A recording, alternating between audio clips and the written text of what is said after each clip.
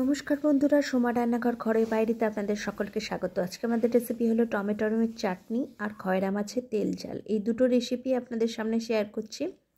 প্রথমে টমেটোর চাটনিটা বানাবো। চাটনি বানানোর জন্য নিয়েছি 5 ফোড়ন, শুকনো লঙ্কা, কয়েকটা গোটা এলাচকে ফাটিয়ে নিয়েছি। আর এখানে টমেটো ভালো করে কেটে ধুয়ে নিয়েছি, খেজুর, আমসত্ত্ব আর নিয়েছি কাজু বাদাম, কিশমিশ অল্প অল্প নিয়েছি। আর মশলার মধ্যে নিয়েছি লঙ্কা, হলুদ আর লবণ। সামান্য কিছু উপকরণ, এর বেশি কিছু লাগে না। এই যে লঙ্কা, হলুদ, লবণ অল্প একটু পরিমাণ দিয়ে দিলাম। দিয়ে খেজুর, টমেটো, আমসত্ত্ব সব কিছুর সাথে ভালো করে টমেটোর সাথে কষিয়ে নিচ্ছি। একটু লবণ দিয়ে চাপা দিয়ে দিলে তাড়াতাড়ি টমেটো নরম হয়ে যায়।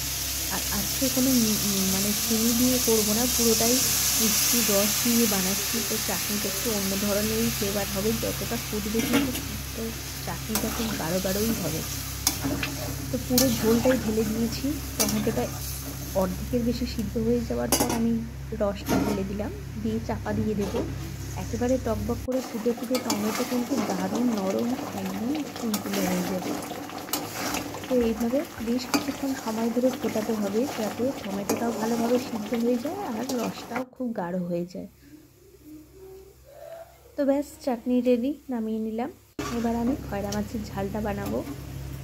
খয়রা মাছের ঝাল বানানোর জন্য এখানে নিয়েছি পেঁয়াজ, আদা রসুন বাটা, লঙ্কা, হলুদ, লবণ, কাঁচা লঙ্কা আর ধনে পাতা। তো প্রথমে কড়াইতে তেল গরম করে মাছগুলোকে ভেজে নিচ্ছি। মাছগুলো প্রত্যেকটা ভেজে আমি তুলে নেব। সবকটা মাছ ভেজে তুলে নেওয়া হয়ে গেলে এই মাছের ঝালটা আমি বানাবো। এই ধরনের নিত্য নতুন রেসিপি পাওয়ার জন্য চ্যানেলটি সাবস্ক্রাইব করে পাশে থাকবেন। ভিডিওটা ভালো লাগলে লাইক, কমেন্ট, শেয়ার করবেন। আর অবশ্যই এইভাবে বাড়িতে বানিয়ে বাড়ির লোকে খাওয়াতে কিন্তু একদমই ভুলবেন না। এই মাছের ঝাল বানানোর জন্য টমেটোর পরিবর্তে আজকে একটু টমেটোর সসও নিয়েছি। প্রথমে কড়ার মধ্যে দিয়ে দিচ্ছি আদা রসুন বাটা, পেঁয়াজ বাটা আর একটু টমেটোর সস। সব কিছু খুব ভালো করে কষিয়ে নিতে হবে। পেঁয়াজ, টমেটো আর আদা রসুন বাটা সব কিছু ভালোভাবে কষানো হয়ে গেলে এর মধ্যে দিয়ে দিচ্ছি লঙ্কা, হলুদ, লবণ, কাঁচা লঙ্কা আর ধনে পাতা। এটাকেও কিছুক্ষণ সময় ধরে এই মশলাটার সাথে কষিয়ে নিতে হবে, যাতে পেঁয়াজের বা আদা রসুনের কোনো কাঁচা গন্ধ না থাকে। খুব ভালোভাবে মশলাটা কষানো হয়ে গেলে তারপর আমি এর মধ্যে জল দিয়ে দিচ্ছি। জল দিলে জলটা খুব ভালো করে টকবক করে ফুটে গেলে তবেই আমি এর মধ্যে মাছগুলো ছাড়বো। আর এমনিতে যেহেতু এগুলো বরফের মাছ, তাই এইভাবে না রান্না করলে খুব একটা খেতে টেস্ট লাগে না। আর ভাজতে ভাজতেই অর্ধেক কাটা বেরিয়ে যাচ্ছে, বরফের মাছ। তো ঝোলটা এবার ভালোভাবে ফুটে গেলে তবেই এর মধ্যে মাছগুলো ছেড়ে দেবেন। এই খয়রা মাছের ঝাল কিন্তু খেতে ভালোই লাগে, একটু কাঁটাটা বেশি থাকে, বাকি সবই ভালো।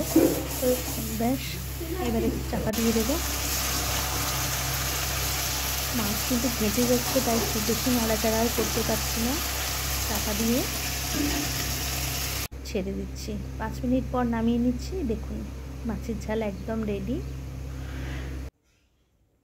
কেমন লাগলো কমেন্ট করে জানাতে ভুলবেন না। এতক্ষণ সঙ্গে থাকার জন্য অসংখ্য ধন্যবাদ।